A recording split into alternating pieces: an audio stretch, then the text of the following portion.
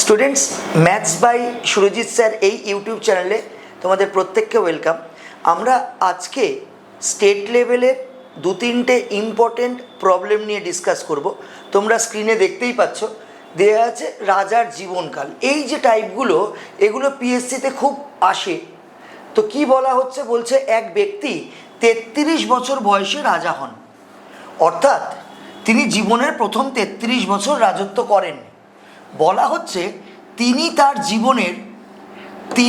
জীবনের 4/7 রাজত্ব করেন। তিনি কতদিন জীবিত ছিলেন?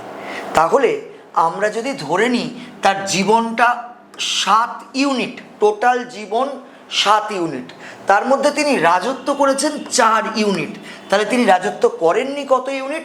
3 ইউনিট। এবার তুমি এটাকে অংশ হিসাবেও ভাবতে পারো। 7 অংশ তার জীবন, 4 অংশ রাজত্ব করেছে, তার মানে 3 অংশ রাজত্ব করেনি।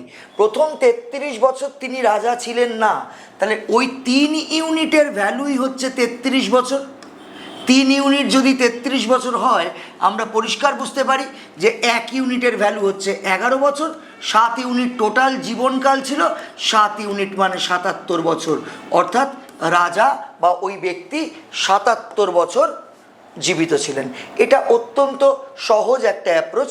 এই অ্যাপ্রোচে আমরা আমাদের সেকেন্ড প্রবলেমটা দেখাচ্ছি। দেখো এখানে কি বলছে, বলছে এক ব্যক্তি এক নির্দিষ্ট সময় বা নির্দিষ্ট বছর বয়সে রাজা হলেন এবং জীবনের 5 অংশ রাজত্ব করলেন। যদি তার জীবনকাল 65 বছর হয়ে থাকে, তবে তিনি কত বছর রাজত্ব করেছিলেন? তাহলে তার জীবনকাল যদি আমি 5 অংশ ধরি, তাহলে তিনি রাজত্ব করেছেন 3 অংশ।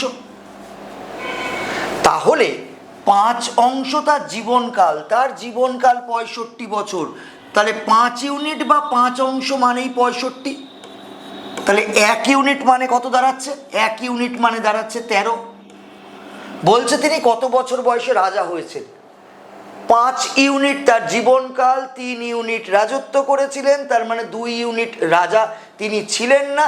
তাহলে তিনি এই 2 ইউনিটের যে টাইমটা, সেই অত টাইমে তিনি রাজা হয়েছিলেন।